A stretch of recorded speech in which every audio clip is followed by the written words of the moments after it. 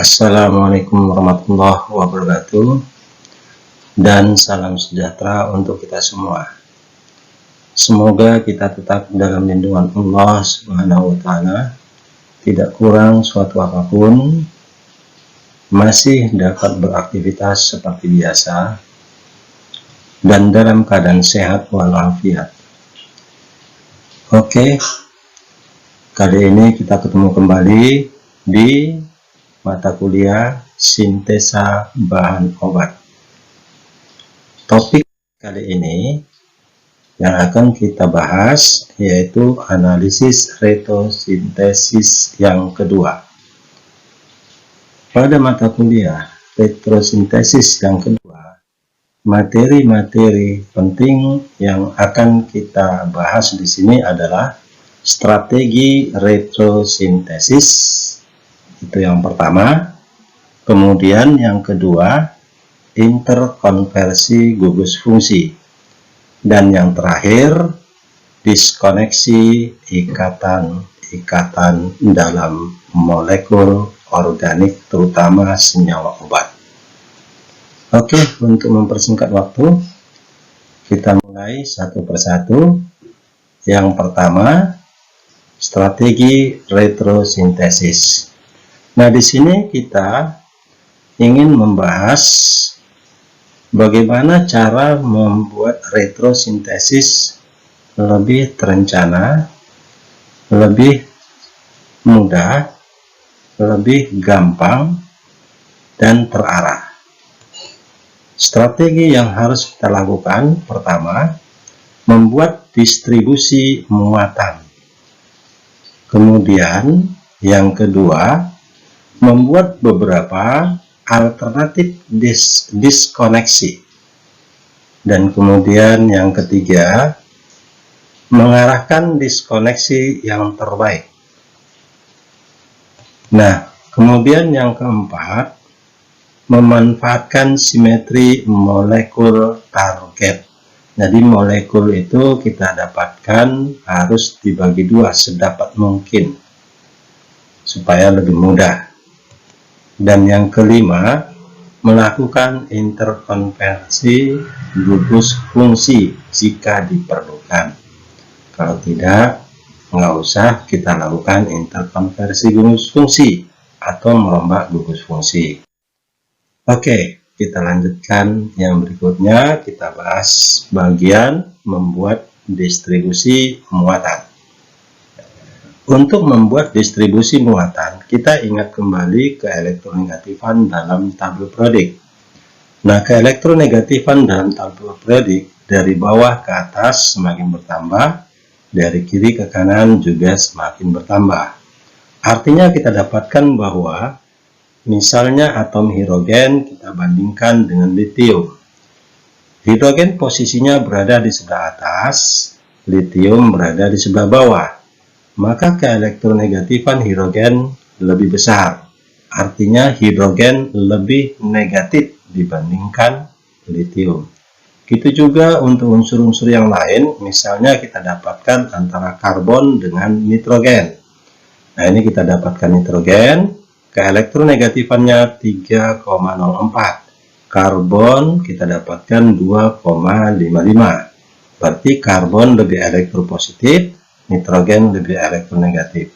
Nah, ini nanti di dalam molekul kita distribusikan muatannya berdasarkan keelektronegatifan. Misalnya, nah ini kita dapatkan satu senyawa.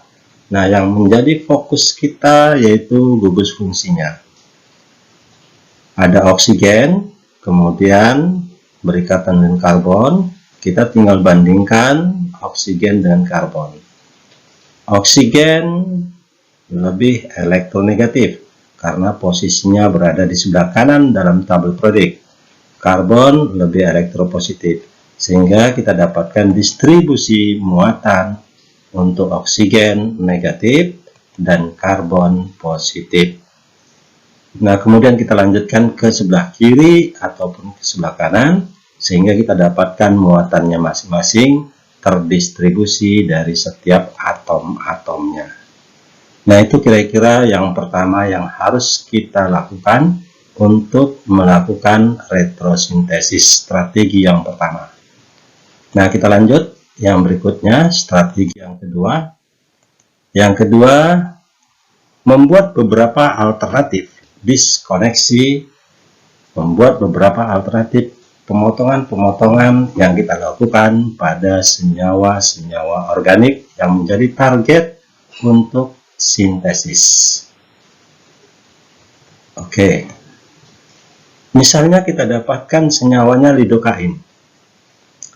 Alternatif yang pertama, kita potong ikatan antara karbon dan oksigen dengan nitrogen. Maka pemotongan ikatan karbon dengan nitrogen. Ada nggak kira-kira pemotongan yang bisa kita lakukan untuk yang berikutnya? Nah, coba kita lihat untuk yang berikutnya. Nah, ini ternyata bisa kita lakukan pemotongan antara karbon dan nitrogen di gugus fungsi berikutnya, yaitu gugus fungsi amin. Kalau tadi kita dapatkan pada gugus fungsi amida.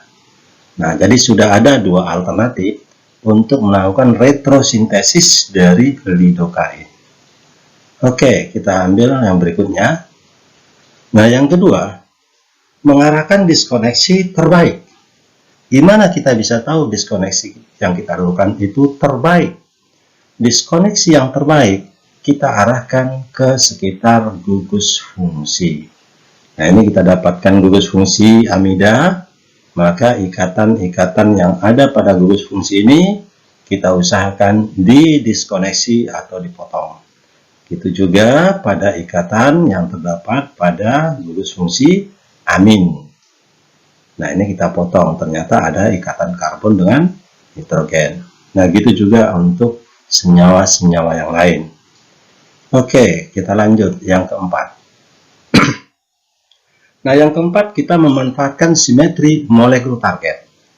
Molekul target yang mau kita lakukan retrosintesis adalah asam mefenamat. Di pasaran biasa kita dapatkan produknya yang paling banyak beredar, yaitu Ponstan. Nah, ini karena masyarakat yakin bahwa produk ini lebih baik dari generiknya. Oke. Nah, kita usahakan ini molekulnya terbagi dua. Jadi kita buat menjadi simetri. Kalau kita potong thread, nah ini kita dapatkan untuk ikatannya antara karbon dengan nitrogen, karbon dari inti benzen dengan nitrogen dari gugus amin. Nah, itu untuk pemotongan dengan simetri molekul target yang ingin kita lakukan untuk diskoneksinya. Oke. Bisa nggak kira-kira pada karbon dengan nitrogen di ikatan berikutnya? Oke, nah ternyata kita dapatkan di sini nanti bisa kita lakukan pemotongan juga dan menunjukkan bahwa ini sudah kita manfaatkan dengan memanfaatkan simetri molekulnya. Nah, ini alternatif diskoneksi dan diskoneksi terbaik maupun simetri molekulnya. Nah, kemudian kita lanjut untuk strategi retrosintesis yang kelima, yaitu melakukan interkonversi gugus fungsi, merombak gugus fungsi yang satu menjadi gugus fungsi yang lain. Merombak gugus fungsi yang satu menjadi gugus fungsi yang lain atau menambahkan gugus fungsi kepada molekul target, molekul yang mau kita lakukan sintesis. Maka yang pertama adalah tujuannya supaya pemutusannya bisa lebih mudah. Pemutusannya bisa lebih gampang karena berada di sekitar gugus fungsi. Kemudian yang kedua, menghindari stabilitas ekivalen sinton yang kurang baik atau yang buruk. Ada sinton atau starting material yang tidak stabil atau yang tidak reaktif karena kekurangan elektron pada inti senyawanya, misalnya pada inti benzen. Inti benzen yang mengalami deaktivasi ini kurang baik kalau nanti kita lakukan untuk sintesis. Nah, kemudian yang ketiga, meningkatkan reaktivitas supaya reaksinya lebih reaktif, lebih cepat, lebih mudah, atau lebih gampang. Nah, misalnya kita ambil contoh. Ini kita dapatkan senyawa molekul target atau MT yang mengandung inti benzen dengan alkil senyawa alifatis. Ya.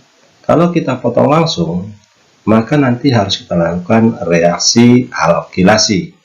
Reaksi alkilasi sangat sulit. Karena inti benzennya tidak mengalami substitusi, tidak punya substituen. Substituennya di sini tidak ada, sehingga inti benzennya kurang aktif atau miskin elektron.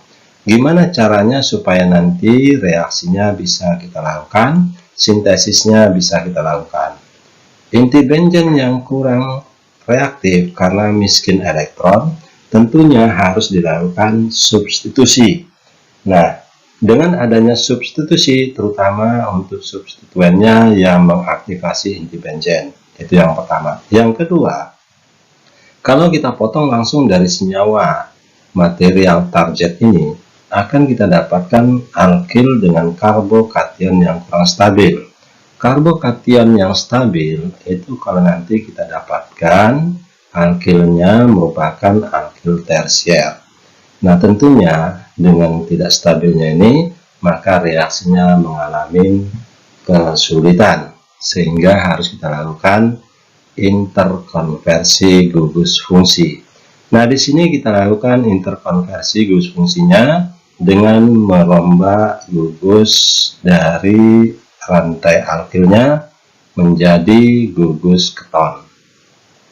Tujuan kita lakukan dengan perombakan gugus keton ini supaya nanti lebih mudah pemotongannya, supaya sintonnya lebih reaktif atau sintonnya lebih stabil. Nah, kita lakukan pemotongan karbon dengan karbon yang berada di sekitar karbonil dengan aromatis, sehingga kita dapatkan nanti di sini rantai aromatisnya menjadi fenil dan rantai alifatisnya menjadi asetil. Kalau sudah kita dapatkan fenil dan asetil, maka nanti akan kita dapatkan reaksinya melalui reaksi asilasi. Tidak ada hambatan lagi dalam faktor sterik atau ketidakstabilan. Nah, setelah kita dapatkan nanti reaksinya, tentunya akan diperoleh senyawa yang mengandung gugus keton. Gugus keton ini bisa kita hilangkan dengan menambahkan senyawa amin. Nah, pada molekul starting material ya, yang mengandung gugus keton ini, kita tinggal tambahkan senyawa amin dan kita lakukan pemanasan sehingga kita dapatkan molekul target atau molekul yang kita harapkan. Nah, itu kira-kira pertimbangannya kalau nanti kita harus melakukan interkonversi gugus fungsi yang pertama supaya mudah pemutusan ikatan karena berada di sekitar gugus fungsi. Kemudian yang kedua, menghindari stabilitas ekivalen sinton atau ekivalen dari karbokation yang lebih baik, dan supaya nanti cincin aromatisnya lebih kaya elektron. Kalaupun tidak kaya, kita dapatkan reaksi yang sangat reaktif seperti asetil dari reaksi senyawa tersebut. Oke, kita lanjutkan yang berikutnya. Nah, kemudian yang berikutnya, yang keempat, mempermudah pemilihan reaksi. Nah, dengan melakukan interkonversi gugus fungsi, kita lebih mudah untuk memilih reaksi yang bakal kita gunakan. Misalnya, ini kita dapatkan senyawa antihistamin, sikliramin. Produk yang ada di pasaran sebagai produk dagang, itu namanya Prolagic. Senyawanya punya ikatan rangkap 2. Nah, sedapat mungkin ini kita rombak, kita konversi, kita ubah gugusnya menjadi gugus alkohol, supaya nanti kita bisa mudah memilih reaksinya. Kalau kita gunakan gugus alkohol, setelah kita lakukan pemotongan, diskoneksi ikatan karbon dengan karbon antara rantai benzen atau aromatis dengan karbon yang mengikat gugus hidroksil, maka kita dapatkan nanti untuk sintonnya vinil. Kita lengkapin vinilnya dengan menggunakan reaksi Grignard. Kemudian untuk alkoholnya kita rombak secara tidak langsung, nanti akan menjadi gugus keton, sehingga reaksi Grignardnya akan menyerang karbon pada gugus keton. Nah, tentunya produk akhir akan kita dapatkan nanti setelah dihidrolisis, akan kita dapatkan alkohol. Nah, alkohol ini dengan cara dehidrasi akan berubah kembali menjadi ikatan rangkap sebagai produk target atau antihistamin yang bakal kita produksi. Nah, itu alternatif memilih reaksi lebih mudah daripada kita tetap mempertahankan dalam bentuk ikatan rangkap. Nah, ini kira-kira untuk alasan yang keempat. Nah, kita lanjut yang berikut, yang kelima. Nah, yang kelima, tujuan kita lakukan interkonversi gugus fungsi untuk mempertahankan gugus fungsi supaya tetap ada sampai di mau finishing produk. Nah, ini kalau nanti kita lakukan interkonversi ya. Misalnya saat kita memproduksi bahan obat captopril sebagai antihipertensi, ada gugus tiol. Gugus tiol ini bisa kita konversi menjadi tioasetil ya, bisa menjadi tioasetil. Setelah kita konversi menjadi tioasetil, maka kita sudah siap untuk melakukan diskoneksi di beberapa ikatan, misalnya karbon dan nitrogen atau karbon dengan belerang, sehingga kita dapatkan nanti produk akhir setelah reaksi tetap kita dapatkan senyawanya mempunyai gugus tioasetil. Nah, reaksi dengan tahap demi tahap, asetilnya dalam bentuk tioasetil bisa kita hilangkan dengan menambahkan amonia dalam alkohol, sehingga kita kembali akan kita dapatkan gugus tiolnya. Nah, ini tujuannya tetap mempertahankan satu atom atau gugus fungsi tetap berada di posisinya tanpa banyak merubah, tanpa banyak reaksi yang harus kita lakukan. Nah, ini kalau misalnya untuk mempertahankan gugus fungsi. Kemudian yang berikutnya, yang ke kita lanjutkan. Yang keenam, meningkatkan selektivitas reaksi. Tujuan kita lakukan interkonversi gugus fungsi, merombak gugus fungsi supaya reaksinya lebih selektif sesuai dengan yang kita harapkan. Misalnya kita ingin melakukan reaksinya menggunakan mekanisme reaksi eliminasi 2 atau substitusi nukleofilik 2, SN2, SN1 atau yang lainnya. Nah, jadi lebih selektif. Kita ingin melakukan substitusi nukleofilik yang kedua, orde 2 atau SN2. Nah, tujuannya apa? Supaya kita dapatkan produknya tidak banyak dalam bentuk campuran. Selektif yang kita harapkan tadinya sinister atau levo, kita harus siapkan bahannya yang bersifat dextro. Atau sebaliknya, kita ingin mengharapkan produknya yang sifatnya dextro atau Richter.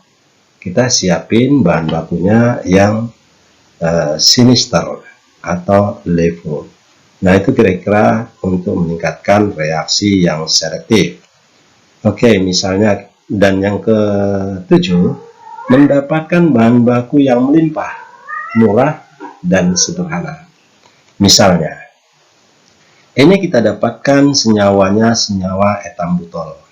Senyawa etambutol sebagai antibakteri pada penyakit TBC, tuberkulosis. Nah, mempunyai stereoisomer sinister. Tentunya kita harus mencari bahan baku yang bisa kita buat menjadi isomernya sinister atau LEVO. Nah, etambutol yang sinister sangat efektif, sangat ampuh secara farmakologi. Jadi kita harus siapin bahan yang bisa memproduksi yang stereoisomernya sinister atau LEVO.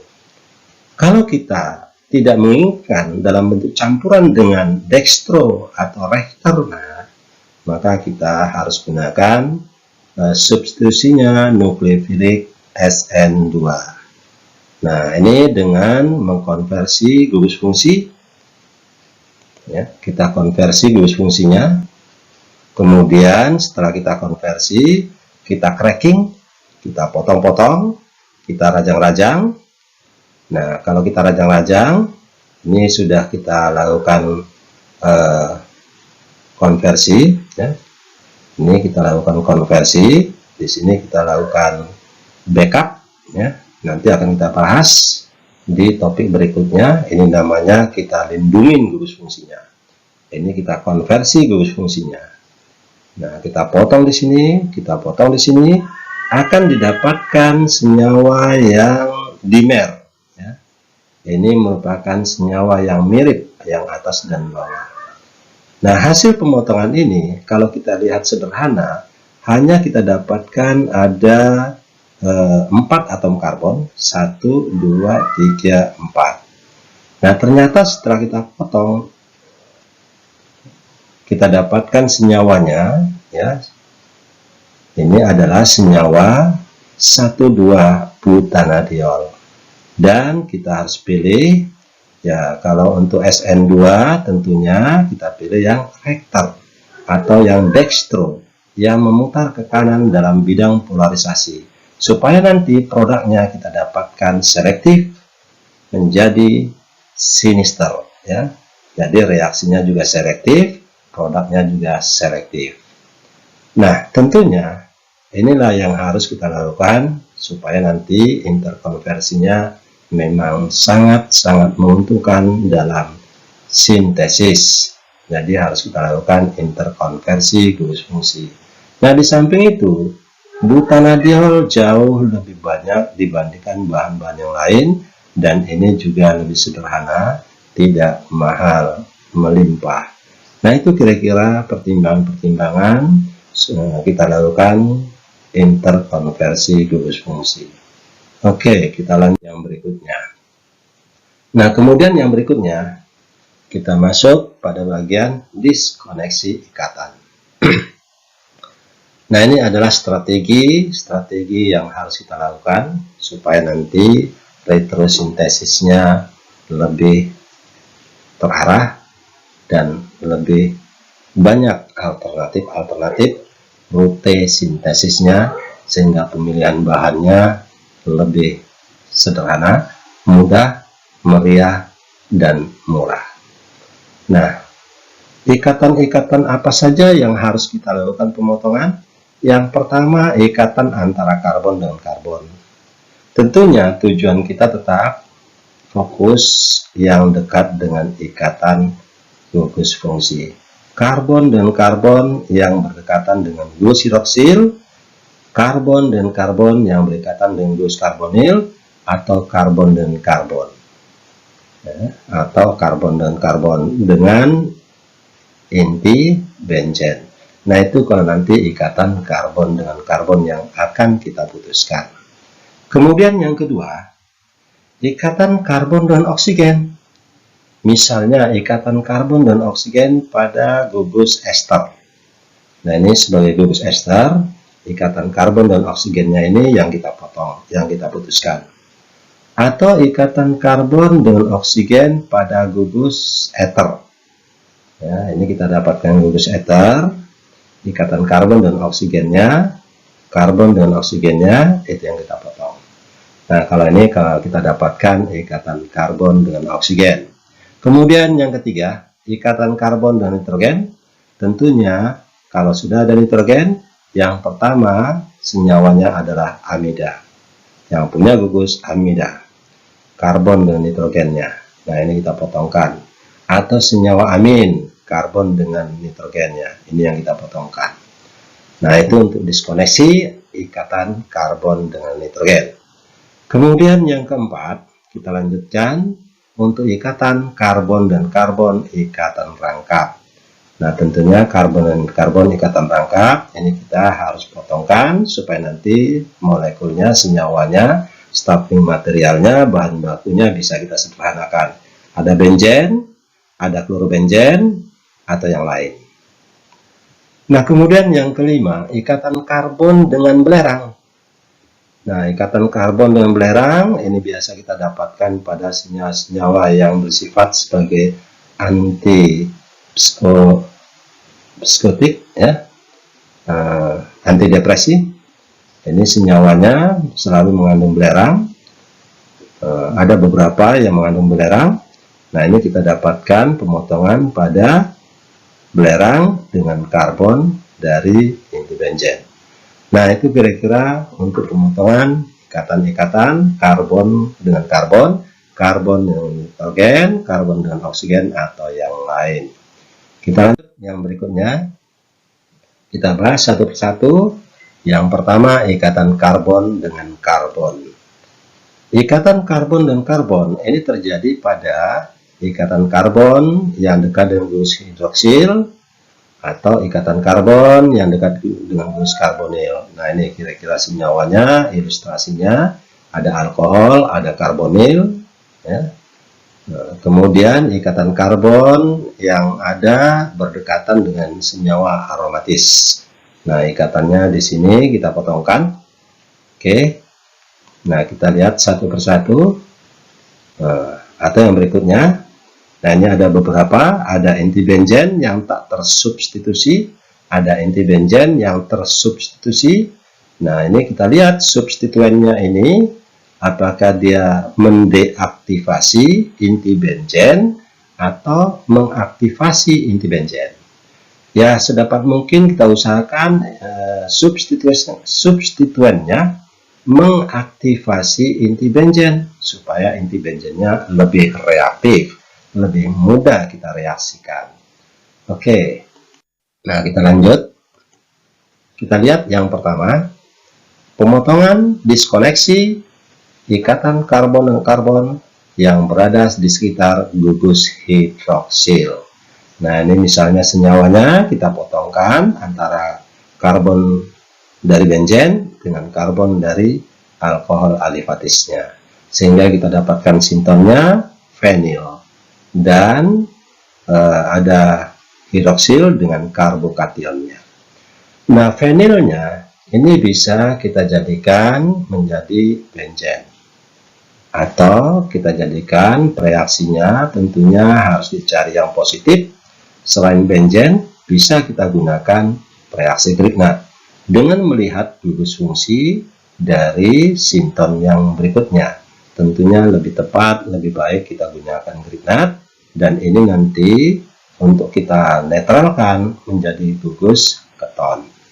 Oke, nah ini kira-kira yang penting, bahwa alkohol sekunder bisa didiskoneksi menjadi aldehid. Ini merupakan alkohol sekunder yang bisa kita diskoneksi menjadi gugus aldehid. Nah, ini nanti menjadi aldehid. Kalau alkoholnya tersier menjadi gugus keton. Nah, ini untuk langkah yang harus kita perhatikan. Nah, gugus aldehid atau gugus keton bisa kita gunakan reaksinya reaksi Grignard atau organolithium. Nah, kalau yang ini tadi kita gunakan reaksinya reaksi Grignard, ya, karena dia mengandung gugus keton dan di sini bermuatan negatif, kita gunakan reaksi Grignard. Boleh juga digunakan organolithium. Nah, sekarang kita lihat untuk reaksi Grignardnya. Reaksi Grignard dari inti benzen, kemudian untuk alkoholnya, karbokationnya ini dirombak menjadi gugus aldehid, ya. Tinggal tambahkan hidrogen. Magnesium bromida langsung nanti nempel ke oksigen, sementara fenilnya akan mengikat di karbon gugus fungsi karbonil, ya. Kemudian kita lanjutkan untuk senyawanya, nanti akan didapatkan senyawa alkohol setelah kita lakukan hidrolisis dalam suasana asam. Nah, begitu juga dari fenil ini bisa kita tambahkan litium sebagai penetral, sehingga kita dapatkan organolitium sebagai pereaksinya atau ekivalen sintonnya.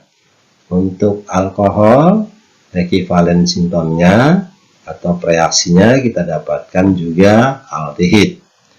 Nah, litium nanti akan menempel atau bereaksi dengan oksigen.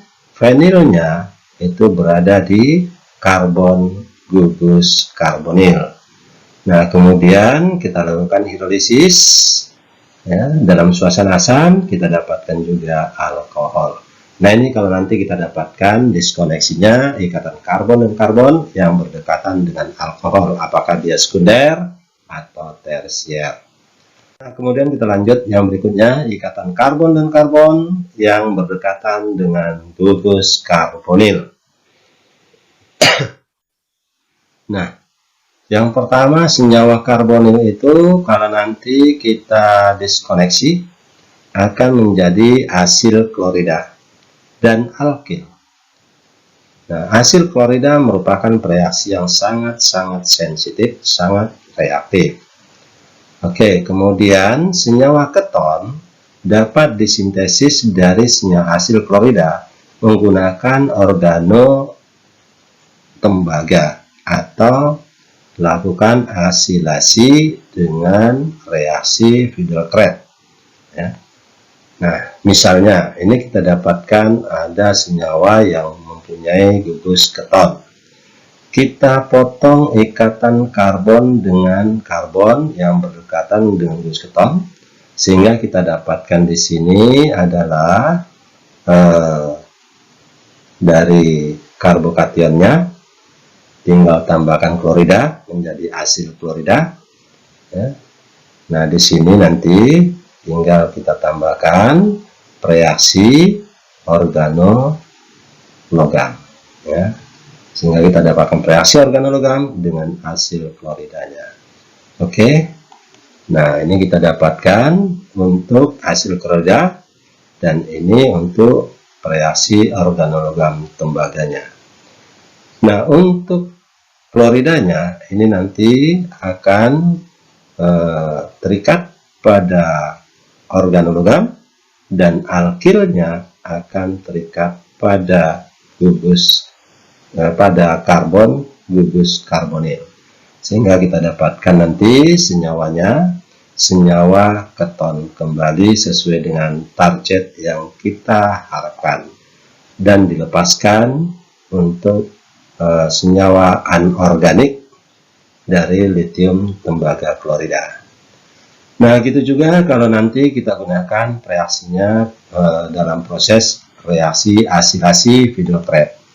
Nah, tentunya kita potong ikatannya antara karbon dengan yang berdekatan dengan atau yang berada ikatan dengan oksigen.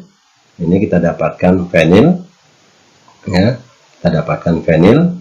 Nah, fenilnya ini nanti kita jadikan benzen, dan untuk senyawa alifatisnya menjadi asil klorida, sehingga terjadi reaksi asilasi antara benzen dengan asil klorida menggunakan reaksi konsep Friedel-Crafts dan digunakan katalis alumni klorida, sehingga kita dapatkan produk yang kita harapkan kembali seperti senyawa semula yang mengandung gugus keton.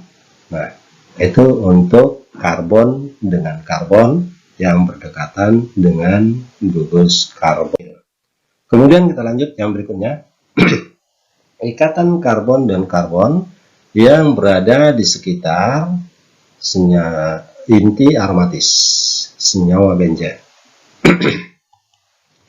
Nah, ini kita dapatkan untuk diskoneksi karbon dan karbon antar senyawa aromatis dengan rantai karbon alifatis harus menghasilkan cincin aromatis yang kaya elektron dan karbokation yang stabil. Itu syarat yang pertama supaya bisa kita lakukan reaksinya reaksi alkilasi atau asilasi. Oke, reaksi pembuatan kembali dapat digunakan reaksi alkilasi. Nah, ini kalau nanti kita dapatkan untuk karbon dan karbon dari senyawa aromatis dengan rantai karbon alifatis. Nah, ini kita dapatkan misalnya senyawanya. Yang pertama ada inti benzen dengan substituen kaya elektron sebagai substituen yang mengaktifasi inti benzen, sehingga bisa kita langsung kita potong ikatan antara karbon alifatis dengan karbon aromatis. Di sini kita potongkan sehingga kita dapatkan sintonnya. Yang pertama adalah sinton aromatis kaya elektron karena mengandung substituen. Dan untuk karbokationnya karbokation yang stabil. Yang mana karbokation yang stabil? Yang paling stabil adalah yang banyak substituennya. Makin ke kanan makin stabil, makin sedikit substituennya makin tidak stabil. Jadi karbokation yang primer atau yang sekunder sangat tidak stabil. Nah, yang paling stabil itu yang tersier dalam reaksi alkilasi. Kemudian inti benzennya yang mengandung substituen. Nah, kalau kita lihat dari kiri ke kanan, reaktivitasnya semakin bertambah, semakin reaktif, semakin aktif karena semakin kaya dengan elektron. Nah, kalau nanti A substituennya itu adalah hidrogen sama dengan benzen, ini sangat tidak diharapkan. Makin ke kanan makin diharapkan karena inti benzennya jadi lebih aktif.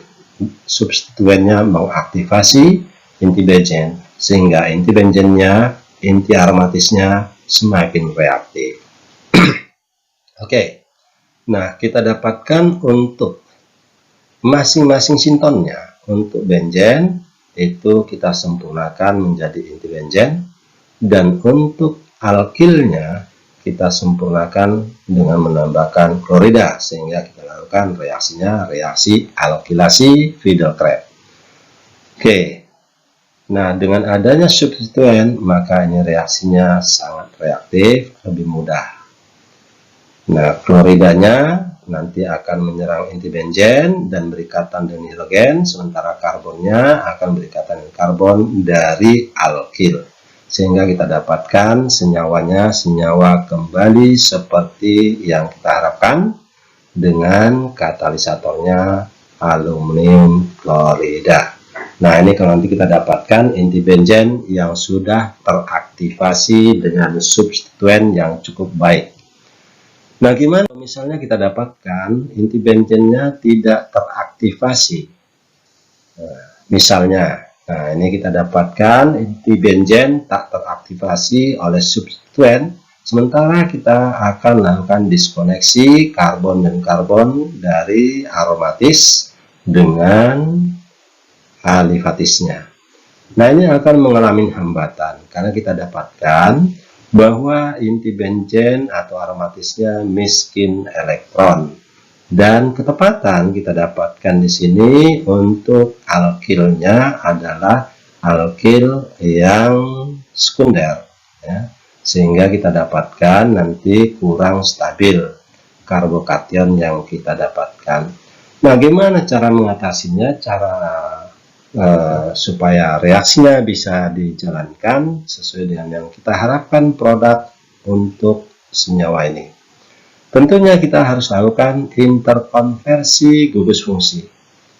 Nah, yang pertama yang perlu kita pertimbangkan adalah saat kita lakukan interkonversi, interkonversi bisa kita tambahkan gugus-gugus tertentu pada rantai alkilnya, salah satunya gugus keton.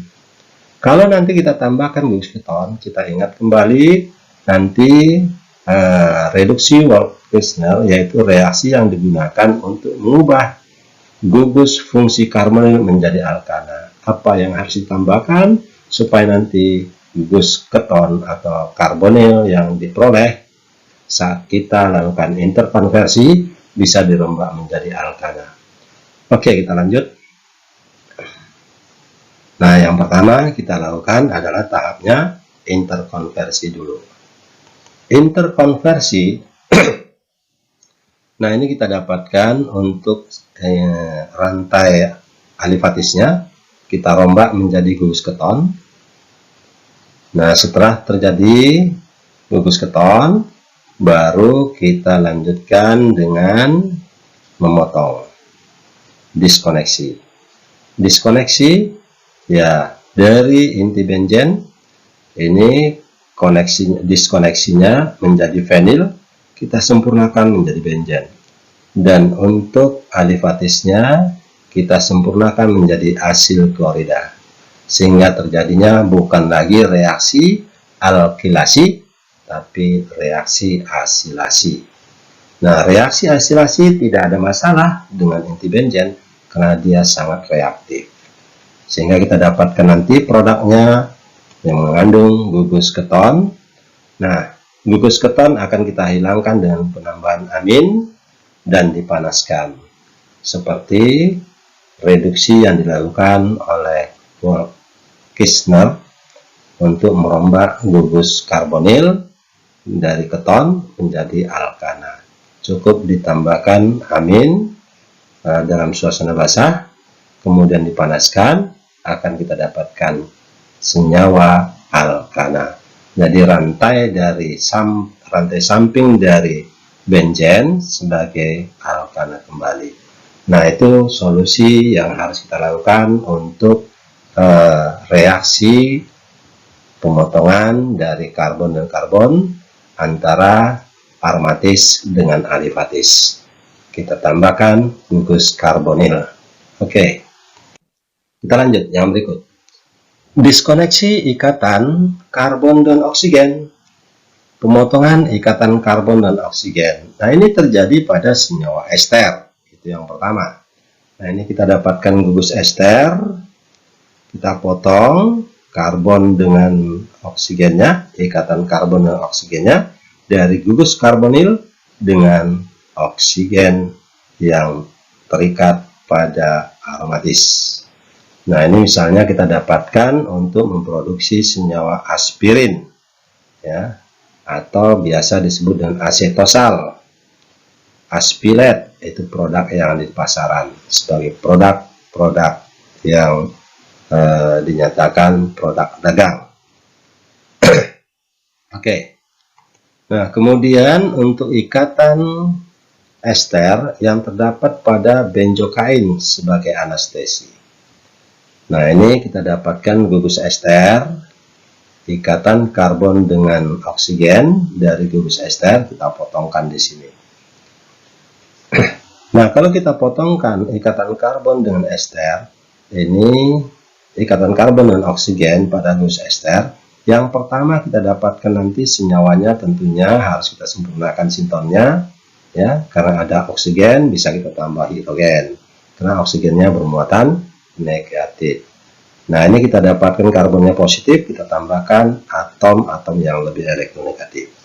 Oke, nah itu pada inti ester, ikatan karbon dan oksigen pada ester. Nah, kemudian yang kedua, yang terakhir, karbon dengan oksigen pada ether, bukan ester, ether. Nah, ini kita potongkan di sini, ya, kita dapatkan tentunya yang pertama alkil, yang kedua menjadi fenoksi, ya. Nah, itu sebagai sintonnya. Oke, kita lihat satu persatu.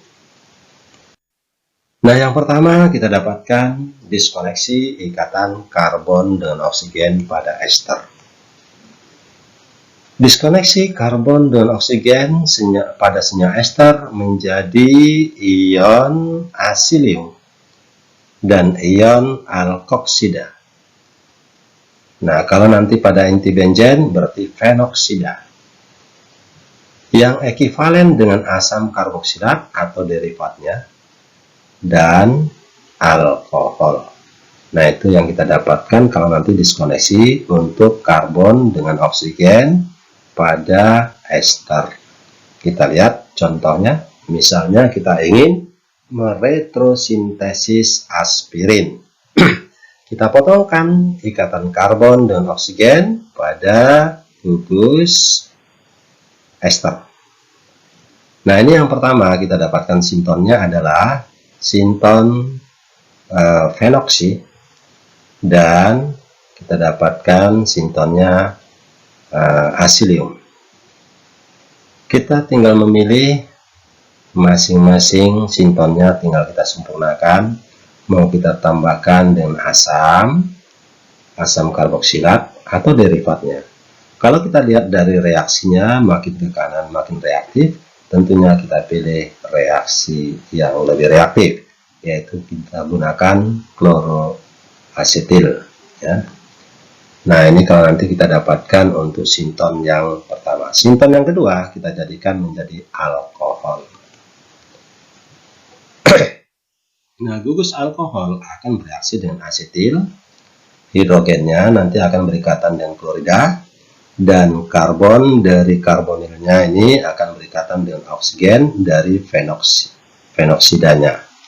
Sehingga kita dapatkan produknya kembali seperti semula, seperti yang kita harapkan, yaitu senyawa aspirin, senyawa yang biasa kita kenal sebagai anti-analgetik. Nah, kita lanjut yang berikut. Ikatan karbon dengan oksigen pada senyawa ester. Misalnya kita dapatkan benzokain, kita putuskan karbon dan oksigennya. Nah, ini sehingga kita dapatkan yang pertama alkohol, bukan lagi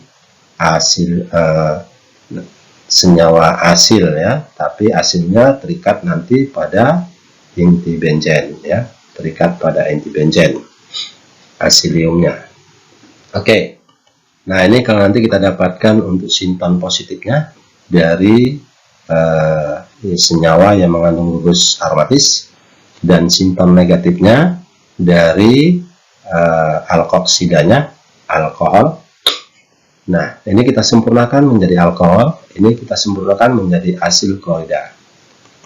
Nah, sehingga kita dapatkan masing-masing ini asil kloridanya, dan kita dapatkan untuk ini alkoholnya, hasil kloridanya akan menyerang alkohol, sehingga kita dapatkan nanti senyawanya kembali menjadi senyawa target molekul target atau molekul yang kita harapkan, benzokain sebagai anestesi.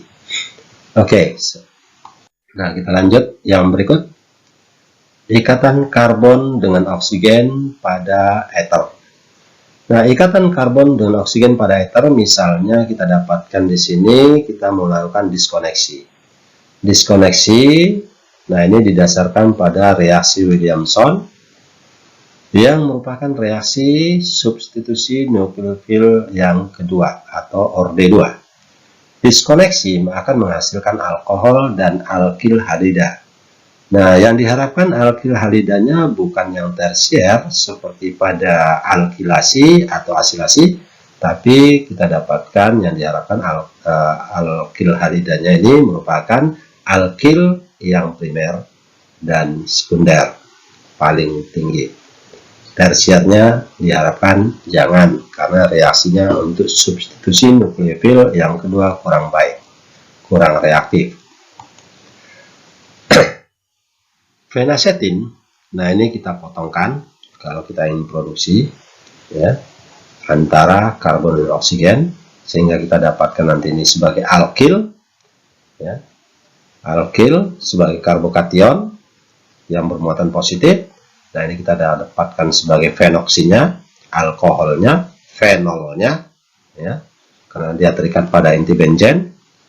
Nah, yang perlu kita perhatikan adalah yang pertama, alkilnya. Alkilnya yang paling baik, yang paling reaktif itu adalah alkil yang primer, ya. Alkil yang primer. Nah, ya paling tidak yang sekunder. Kalau yang tersier untuk SN2 kita hindarin karena faktor steriknya, faktor kesulitan untuk bereaksi, ya. Nah, ini kalau nanti kita dapatkan untuk alkilnya. Nah, kita sempurnakan.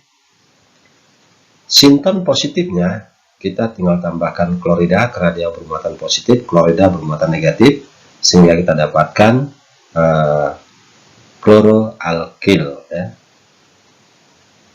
Alkil klorida. Nah, ini kita tinggal tambahkan hidrogen menjadi fenol. Kemudian nanti hidrogen diserang oleh klor, ya, dan kita reflux dengan suasana basah selama 3 jam, akan kita dapatkan produknya fenacetin. Yang awalnya tadi kita dapatkan karena dia mengandung gugus fenol, kita tambahkan ini ternyata sebagai produk paracetamol. Jadi paracetamol bisa kita rombak menjadi fenacetin dengan menambahkan gugus ether, ya, gugus ether. Nah, itu kira-kira kalau misalnya kita memotong ikatan karbon dengan oksigen pada senyawa-senyawa obat saat kita memensintesis senyawa obat. Oke, kita lanjut yang berikutnya. Nah, yang berikutnya, diskoneksi ikatan karbon dengan nitrogen. Kalau senyawanya senyawa nitrogen, berarti kita dapatkan yang pertama senyawa amin dan senyawa amida. Oke, ini kita dapatkan asam mefenamat yang merupakan gugus amin, ya. Asam mefenamat yang biasa di dalam produk pasaran, nama dagangnya Ponstan, sebagai analgetik, ya. Analgetik yang cukup potensial dan sangat diharapkan oleh konsumen kalau dalam kondisi yang sangat-sangat mendesak, terutama untuk sakit gigi. Oke, kita potongkan ikatan karbon dan nitrogen. Karbon dari gugus aromatis, inti aromatis, dengan aminnya nitrogen. Nah, ini akan kita dapatkan yang pertama senyawanya, kemudian bisa kita potong di tempat berikutnya untuk ikatannya, atau senyawa yang lain. Misalnya kita dapatkan senyawa niketamid, nama dagangnya koramin. Ini merupakan inti senyawa yang mengandung gugus amida, ya. Kita potongkan karbon dan nitrogen, karbon dari gugus karbonil dengan nitrogen dari amin. Oke, nah itu untuk pemotongan yang kita lakukan. Tentunya tetap seperti awal tadi, strategi kita lakukan pemotongan di sekitar gugus fungsi atau dekat dengan gugus fungsi. Itulah diskoneksi yang terbaik, ya. Nah, kemudian kita dapatkan senyawa berikutnya lidokain sebagai anestesi. Nah, ini bisa kita lakukan pemotongan-pemotongan di beberapa tempat. Ada 2 tempat. Yang pertama, karbon dengan nitrogen dari amin. Yang kedua, karbon dan nitrogen dari gugus amida. Nah, di sini kita potongkan. Oke, kita lihat satu-satu dari contoh ini. Nah, pertama yang perlu kita pertimbangkan adalah diskoneksi karbon dan nitrogen pada amina didasarkan pada reaksi SN2. Tentunya kalau yang tadinya kita dapatkan senyawanya dextro akan berubah menjadi levo, atau sebaliknya. Nah, kemudian diskoneksinya akan menghasilkan senyawa amin dan alkil halida. Tentunya tetap kita harus perhatikan alkil halida yang terbentuk. Sedapat mungkin yang primer, hindarin yang tersier karena faktor sterik. Oke. Nah, kita potongkan misalnya gugus ikatan karbon dengan nitrogen pada gugus amin dari aromatis dengan amin pada senyawa asam mefenamat. Nah, ini akan kita dapatkan sintonnya bermuatan positif. Kita tinggal tambahkan klorida sebagai alkil halidanya. Ya. Kemudian sinton yang bermuatan negatif dari amin, itu kita tinggal tambahkan hidrogen. Ya, negatif tambah hidrogen, positif menjadi NH2. Nah, ini pertimbangan untuk alkilnya sedapat mungkin yang primer. Ya. Nah, gimana kalau kita lakukan pemotongan di ikatan karbon dan nitrogen untuk aromatis yang kedua? Maka akan kita dapatkan senyawa yang sama, yang hampir mirip. Ya. Nah, ini kita dapatkan yang mengandung gugus asam sebagai klorida, alkil halidanya. Nah, ini yang didapatkan gugus asam mengandung gugus amin. Ya. Karena kita dapatkan di sini bermuatan positif. Ya. Nah, ini kita dapatkan muatannya positif, maka di sini untuk yang tersubstitusi oleh 2 metil itu menjadi alkilnya. Yang mengandung substituen asam itu kita dapatkan mengandung gugus aminnya, disempurnakan menjadi amin. Ini disempurnakan menjadi alkil halida atau alkil klorida. Nah, kemudian kita coba lihat untuk reaksinya. Nah, itu tadi sebagai retronya. Sekarang kita lihat reaksi sintesisnya. Kloridanya akan menyerang amin berikatan dengan hidrogen, sehingga kita dapatkan kembali asam mefenamat dengan menambahkan natrium karbonat untuk menciptakan suasana asam, dan sebagai katalisnya adalah tembaga sulfat. Nah, gitu juga untuk yang retro yang kedua, juga kloridanya akan menyerang amin, tetap menggunakan suasana asam, penambahan natrium karbonat, dan katalisnya dalam bentuk tembaga sulfida, akan terbentuk kembali asam mefenamat sesuai dengan yang kita harapkan, SN2. Ya. Oke. Kita lanjut yang berikutnya, diskoneksi ikatan karbon dengan nitrogen pada senyawa amida. Nah, diskoneksi pemotongan ini kita harus perhatikan bahwa senyawa amida pemotongannya, reaksinya didasarkan atas reaksi adisi dan eliminasi, dan senyawa yang didiskoneksi akan terbentuk senyawa amin dan derivat asam karboksilat. Oke, itu yang perlu kita perhatikan untuk produk dari diskoneksinya. Misalnya niketamid. Ini kita dapatkan ada gugus amin ya dalam bentuk amin tersier. Kita potongkan dengan ikatannya dan karbon yang terikat pada karbonil. Nah, tentunya akan kita dapatkan sinton positif dan negatifnya. Sinton positifnya itu kita dapatkan yang mengandung inti siklis, ya, piridin. Nah, ini kita dapatkan nanti tinggal tambahkan yang negatif, misalnya klorida sebagai asetil. Kita pilih asetilnya yang paling reaktif, ya. Tapi sayangnya ini memang tetap tidak bisa kita pertahankan paling sederhana. Nah, kita tinggal tambahkan klorida sebagai asetil klorida. Nah, kemudian yang bermuatan negatif tinggal kita sempurnakan dengan menambahkan hidrogen menjadi aminnya amin sekunder. Oke. Nah, kemudian kloridanya akan menyerang hidrogen dari gugus amin, sehingga kita dapatkan produknya, yaitu produk niketamid sesuai dengan yang kita harapkan. Nah, yang pertama yang perlu kita perhatikan bahwa pemotongannya akan menghasilkan amina, dan berikutnya derivat karboksilat ya sebagai asetil. Nah, itu untuk diskoneksi karbon dengan nitrogen pada amida. Nah, gimana misalnya kita dapatkan senyawanya mengandung 2 gugus, yang pertama amin, yang kedua amida. Tentunya bisa kita lakukan pemotongan di dua tempat, seperti senyawa lidokain.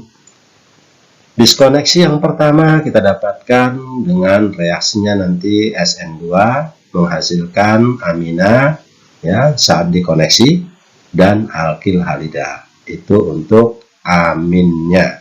Nah, di sini dia. Kemudian diskoneksi pada karbon dan nitrogen untuk senyawa amida. Nah, ini akan kita dapatkan nanti diskoneksinya amina dan derivat karboksilat.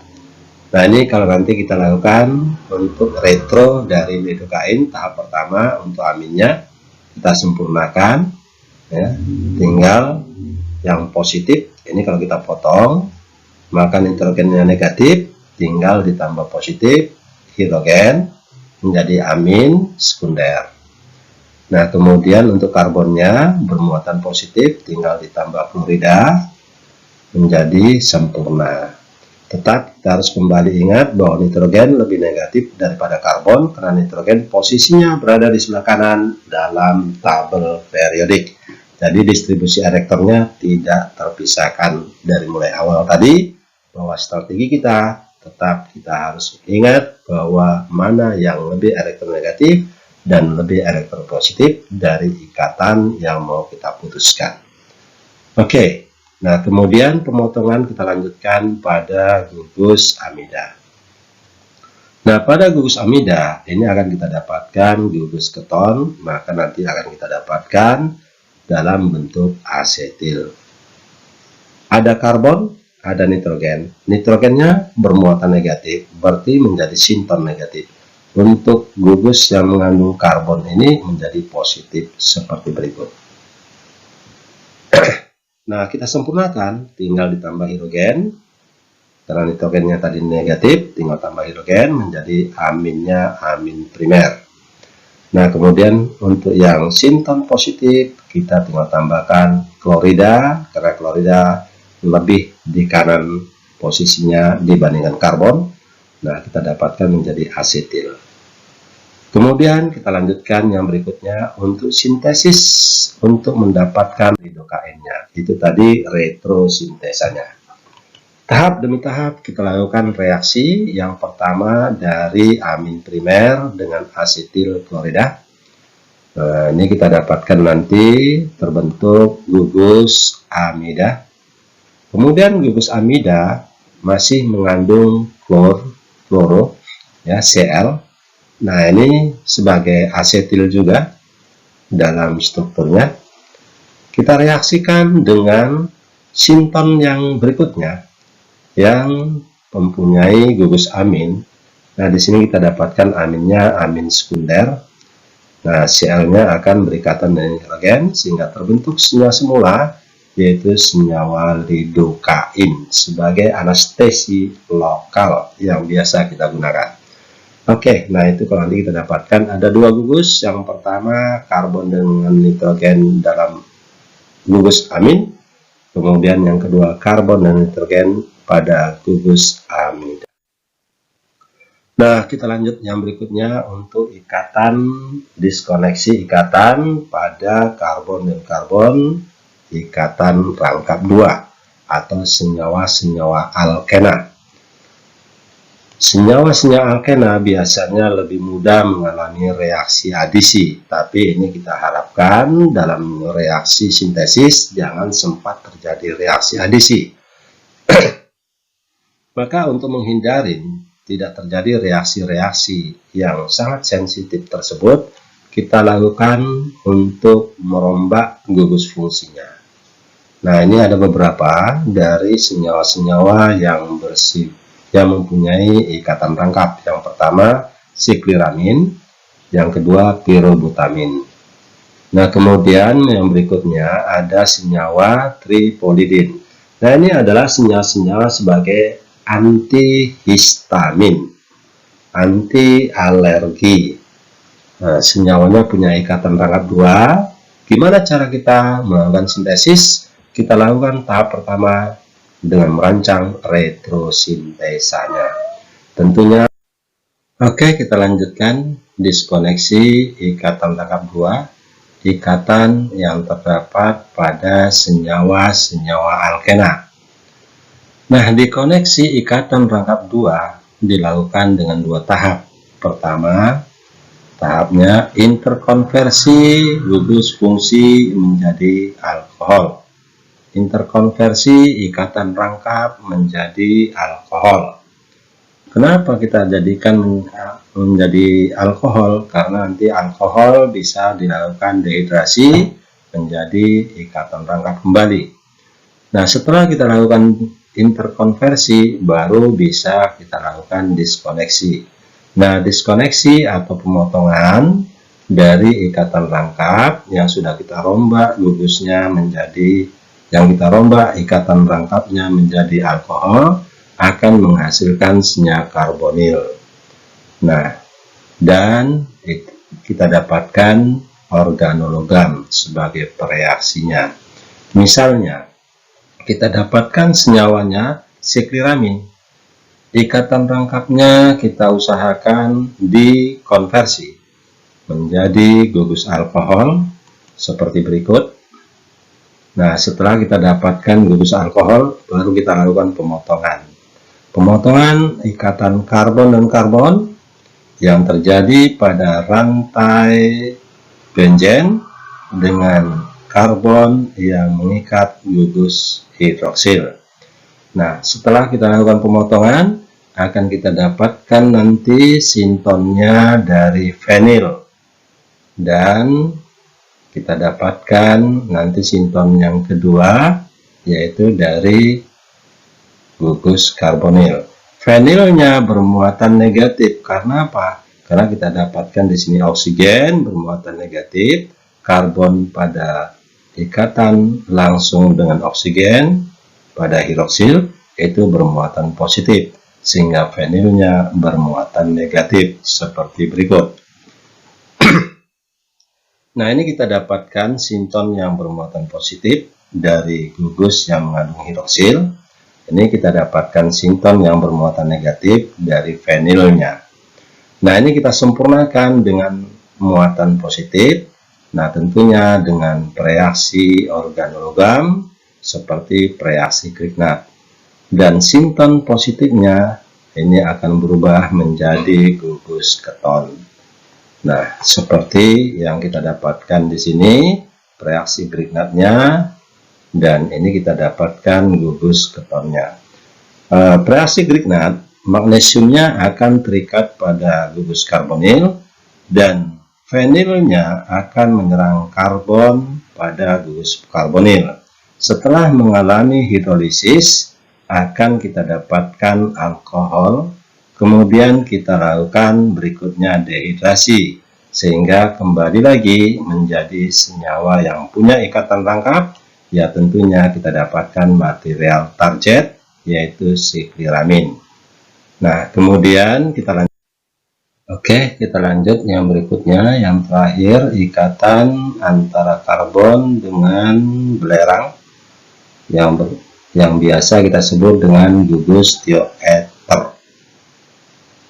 Nah, ini kita dapatkan sebagai senyawa yang mengandung ikatan karbon dengan belerang, misalnya senyawa-senyawa dari fenotiazin sebagai antidepresan. Nah, karena nanti pada inti utama dari senyawa awal, alkilnya atau R-nya itu diganti dengan hidrogen, kita dapatkan fenotiazin. Nah, kemudian pada gugus amin, R-nya ini kita ganti dengan senyawa amin tersier. Nah, ini kita dapatkan prometazin. Nah, pada gugus samping alkil berikutnya, jika kita tambahkan dengan klor, maka kita sebut dengan kloropromazin. Nah, itu ada beberapa dari senyawa-senyawa sebagai antidepresan yang kita dapatkan mengandung. Oke. Diskoneksi untuk ikatan karbon dengan belerang pada gugus tioether. Nah, ini akan menghasilkan senyawa tiol dan alkil halida atau aryl halida. Reaksinya didasarkan reaksi substitusi. Tahapan-tahapan untuk melakukan diskoneksi. Nah, yang pertama yang harus dilakukan pada senyawa yang mengandung belerang, ikatan karbon dan karbonnya. Nah, ini dilakukan interkonversi gugus fungsi terlebih dahulu menjadi gugus fungsi yang lain. Dirombak gugus fungsinya menjadi gugus fungsi yang lain. Nah, di sini kita dapatkan terjadi nitrasi pada inti aromatis dengan posisi parah, kemudian mengalami penataan ulang yang biasa disebut dengan reaksi Smale. Nah, ini juga kita sebut dengan interkonversi gugus fungsi. Kemudian setelah mengalami penataan ulang atau rekonstruksi, maka nanti akan kita dapatkan posisinya ikatan amin dengan inti benzen akan terbuka, sehingga kita dapatkan aminnya menjadi amin primer, amin tersier, amin sekunder ya, sehingga menjadi amin sekunder. Nah, setelah menjadi amin sekunder, dilakukan interkonversi kembali sehingga kita dapatkan aminnya menjadi amin primer. Nah, disinilah kita dapatkan sebagai bahan baku untuk pemotongan atau diskoneksi pada ikatan karbon dengan belerang pada senyawa-senyawa sebagai anti psikotik atau depresan. Nah, coba kita lanjutkan yang berikutnya melakukan. Oke, sekarang kita lakukan diskoneksi pada senyawa yang mengandung belerang, ikatan karbon dan belerang. Setelah dilakukan interkonversi tadi, ikatan karbon dan belerang siap untuk kita diskoneksi atau kita potong. Nah, diskoneksinya karbon dan belerang pada inti aromatis yang sebelah kanan ini. Nah, untuk inti aromatis yang sebelah kanan ini tentunya menjadi bermuatan positif, belerangnya menjadi muatan negatif, sehingga kita dapatkan sintonnya sebagai berikut. Nah, ini kita dapatkan sinton yang bermuatan negatif dari belerang. Kemudian yang berikutnya sinton yang bermuatan positif dari inti aromatis berikutnya. Nah, kita sempurnakan sinton yang bermuatan negatif menjadi tiol. Nah, ini dia ya, tinggal ditambah dengan hidrogen. Sinton yang bermuatan positif kita tambahkan atom yang bermuatan negatif Br atau brom menjadi alkil bromida. Kemudian ini akan mengalami reaksi substitusi antara inti benzen dengan hidrogen, sehingga nanti hidrogen akan terikat oleh brom menjadi bromida, dan kita dapatkan senyawa yang sebelumnya sebagai senyawa material target, yaitu yang mengandung inti benzen. Nah, ini kalau misalnya kita dapatkan untuk pemutusan ikatan karbon dengan belerang yang biasa kita dapatkan pada senyawa-senyawa psikotik atau sebagai senyawa yang berfungsi antidepresan. Oke, terima kasih dan mudah-mudahan apa yang kita bahas bermanfaat dan memberikan amal ibadah untuk orang yang menyebarkan, memberikan informasi sebagai pembelajaran online hari ini. Dan saya akhiri dengan wabillahi taufik wal hidayah. Assalamualaikum warahmatullahi wabarakatuh. Thank you. Matur nuwun.